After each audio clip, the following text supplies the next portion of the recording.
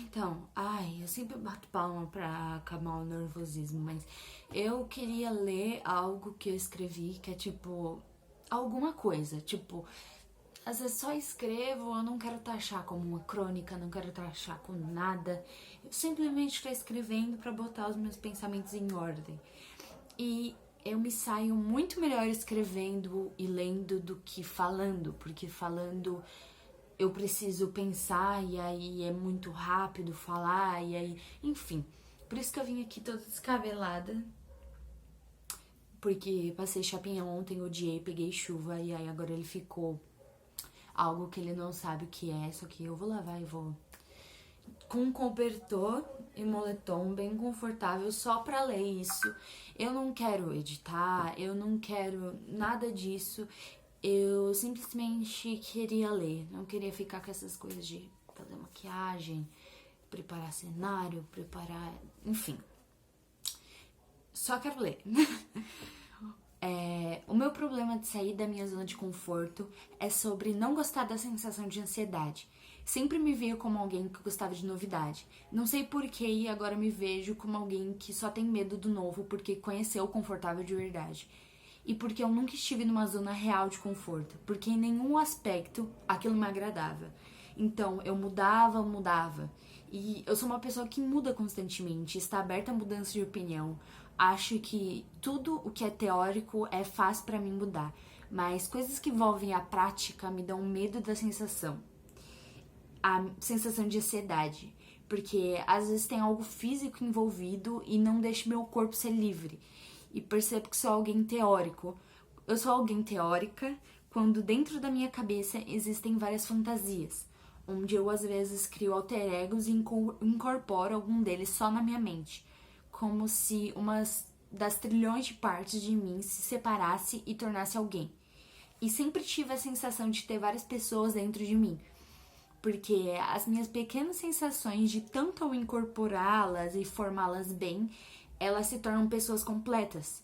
Eu acredito que eu poderia me separar em 10 pessoas diferentes e nenhuma delas seria alguém chulo ou algo assim. Sempre seriam pessoas interessantes pela minha visão. Cada, cada eu tem um ideal e busca algo. Cada eu tem uma estética que eu gosto de mostrar em minhas roupas, tanto as que eu crio em minha mente quanto as que visto e gostaria de vestir. Mas eu faço uma mistura às vezes do que, por exemplo, eu luxuoso, bem um seti vermelho, com um punk rock, com um coturno, acessórios de tarraxa e cintos. Então, eu acho incríveis combinações do tipo que juntam dois ideais. Eu amaria me conhecer várias vezes em todas as partes de mim. E isso foi descoberto com meu amor próprio. Eu não sei se isso é um aspecto dele ou se eu posso só me considerar metida, exibida, como eu sempre fui. Mas as pessoas. Mas a gente tá acostumado com gente que é estimulada a se denegrir. A própria aparência, principalmente na adolescência, onde isso já é um aspecto que tem dentro da gente, a gente também é estimulado a não falar sobre coisas boas. Porque a gente se importa sim com o que as pessoas acham. E isso é natural. Então, o que vão pensar se numa roda onde todo mundo tá falando mal do próprio cabelo e eu chegar e falar que adoro o meu? Na hora eu sou taxada como exibida. Então, falar bem de si mesmo às vezes é algo difícil. Então, eu acho. Eu sou uma pessoa que tem fama, cara e forma de falar e gesticular totalmente estereotipada como metida. E foi pesquisar o termo que usam como metida, na verdade, não tem nada a ver com o que achamos. Metida tem dois sentidos. Um quadro, alguém se.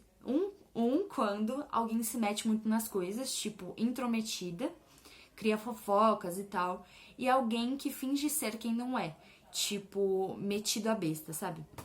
E acredito que isso não é o sentido que usam tanto pra falar sobre mim. E não é o sentido que usam tanto em todos os lugares. Então eu sempre tive medo por um tempo e ainda tenho de, por exemplo, compartilhar informações demais, ter resposta demais, chamar atenção demais, mesmo que eu acredite que isso já seja natural meu. E falar bem de mim mesma. Acredito que eu seja muito mais avançada no processo de amor próprio do que o ano passado, que eu me lembro tendo crises por conta dessa separação de identidade e conceitos meus. Porque eu acreditava que a parte de negatividade eu poderia personificar como a morte, estava me dominando e ela era ruim. Ela tinha que ir embora e minha princesinha da floresta, ou as outras personalidades que tinham que voltar. Até que eu percebi que ela fazia parte de mim e ela não ia ir embora. Ela era parte da minha balança do meu ser e era super necessário ela estar lá. Tem vezes que eu sinto que essa balança me confunde sobre como agir. Sim, mas eu já tomei minha noção do que eu sou um ser muito, muito, muito, muito pensante. Em qualquer decisão que eu tomar, eu vou pensar muito antes de fazer. Porque eu tenho noção que as consequências são pra vida inteira. E isso vai de atitudes pequenas dia a dia. Então, eu sabendo como eu sou, eu não preciso me condenar. Pegar o ato de pensar que eu vejo como algo tão bonito em mim e tornar minha prisão. Já foi por muito tempo isso. E se é necessário mudar, é óbvio que eu vou mudar. Mas algumas coisas que você tem que mudar não é a coisa em si. É a forma como você enxerga ela. Então, o problema, por exemplo, não tá na sua aparência. Tá em como você se olha. Sim, você é errada, mas tenta olhar de uma forma diferente que você vai ver que às vezes o que precisa mudar é realmente seu olhar. Eu já mudei de olhar milhares de vezes sobre várias coisas. Já me peguei olhando por pontos de vista onde eu criei uma realidade que não era minha, só pra enxergar diferente. Só pra tentar pensar como alguém naquele estado pensaria. Posso me colocar no lugar de um estuprador, de um pedófilo, mesmo que eu discorde de uma forma de pensar e mesmo que eu discorde de uma forma de pensar e isso vá contra a ética e moral, não quer dizer que eu não possa entender. Claro que isso foi um exemplo bem extremo, que às vezes quando eu tocar no assunto já fecha a mente de todos, mas eu aqui tô falando sobre mudança e sobre muitas outras coisas também. E acredito que vou acalmar um pouco meu raciocínio agora para poder prosseguir com outras ações. Então, é algo que eu tava trabalhando por muito tempo e que, tem outra coisa aqui que eu quero ler, que é sobre eu num processo criativo de presa, de não conseguir escrever por um tempo. Tipo, não durou tanto tempo, mas eu tava meio presa, eu tava me sentindo meio, tipo, eu tentava escrever e não conseguia, sendo que isso saiu natural de mim desde criança. E eu descobri o problema. Tipo, depois de tanto me questionar, tanto pensar de forma diferente, eu consegui descobrir o problema. Então, aqui. Eu fiquei muito focada na poesia e me vi preso em algo restrito. Porque eu descobri uma forma de fazer poesia, tipo, eu comecei a trabalhar nessa forma de fazer poesia, que as poesias que eu fiz, tipo, 3 que eu trabalhei com essa forma, elas ficaram muito boas. Então, tipo, esse padrão que eu segui em só 3, porque eram quando eu tava inspirada nesse tipo, elas ficaram muito, muito bem feitas, sabe? Muito bem produzidas e eu gostei muito delas. Então, fiquei muito focada no poesia e me vi presa em algo restrito. Precisa ser de uma forma culta, inovadora e com uma metáfora profunda e irônica às vezes, dependendo do tema. Mas eu não foquei em escrever. Alguns pensamentos às vezes vêm em minha mente e eu queria registrar, mas eu me sentia restrita à poesia. Eu preciso falar disso com essas restrições. Não posso simplesmente escrever. E desde criança, minha arte de escrever era só colocar as coisas da minha cabeça no papel. Sem ordem e às vezes super bagunçado, mas aquela era a essência. E acho que eu deveria fazer mais disso, só escrever. Então, eu escrevi isso antes de escrever todo o raciocínio que eu tinha antes.